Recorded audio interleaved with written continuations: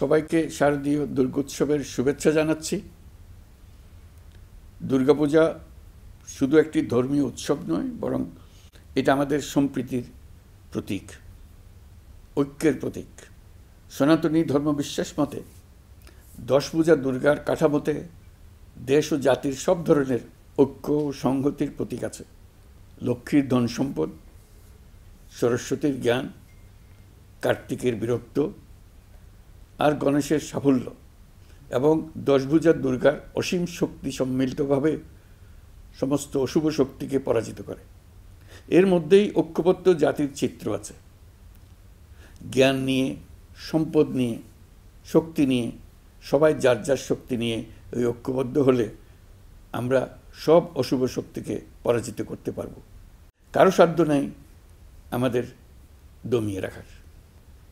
নিজেরা বিভক্ত হয়ে গেলে, ঐক্যবদ্ধ হতে না পারলে আমরা জাতি হিসেবে উন্নতি করতে পারবো না, এমন রাষ্ট্র গঠন করতে পারবো না যেটা নিয়ে আমরা সবাই দুনিয়ার সামনে গর্ব করতে পারি। দুর্গাপুজো উপলক্ষে গত বছরের মতো এবছরেও সরকারি ছুটি 2 দিন রাখা হয়েছে। সঙ্গে 2 দিন সাপ্তাহিক ছুটি যোগ হওয়ায় আমি আশা করছি সনাতন ধর্মাবলম্বীরা পরিবার পরিজন, বন্ধুবান্ধব সহ এই উৎসব আনন্দঘন পরিবেশে পালন করতে পারবেন।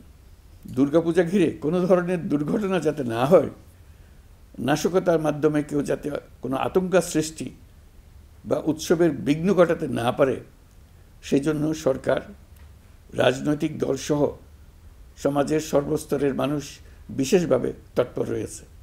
সবাই মিলে চেষ্টা করছে যেন একটা নিখুঁত দুর্গাপূজা অনুষ্ঠিত হয়। প্রশাসনের সকল পর্যায়ের কর্মকর্তা, পুলিশ, সেনাবাহিনী, র্যাব, বিজিবি, আনসার, সকল আইনশৃঙ্খলা বাহিনীর প্রত্যেক সদস্যকে আমি এ বিষয়ে প্রয়োজনীয় নির্দেশনা দিয়েছি ইতিমধ্যে। উৎসবের দিনও যারা এই কঠিন কাজে নিয়োজিত রয়েছেন, দিনরাত অক্লান্ত পরিশ্রম করছেন, আমি জাতির পক্ষ থেকে তাদের প্রতি কৃতজ্ঞতা জানাচ্ছি। জাতিসংঘের অধিবেশনে যোগ দেওয়ার কারণে আজকের এই উৎসবের দিনে আমি সশরীরে আপনাদের সামনে আসতে পারিনি, তবে আমার শুভেচ্ছা ও অভিনন্দন আপনাদের সাথে রয়েছে।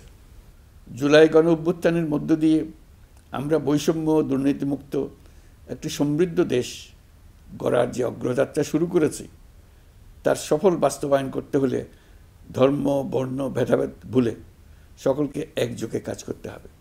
সকল অশুভ, অন্যায় আর অন্ধকারকে পরাজিত করে ঐক্য সম্প্রীতির জয় হবে। বাংলাদেশ এগিয়ে যাবে কল্যাণ ও সমৃদ্ধির পথে। সৃষ্টিকর্তার কাছে এই প্রার্থনা করি। সবাইকে আবারও শারদীয় দুর্গোৎসবের শুভেচ্ছা জানাচ্ছি। মহান সৃষ্টিকর্তা আমাদের সহায় হন।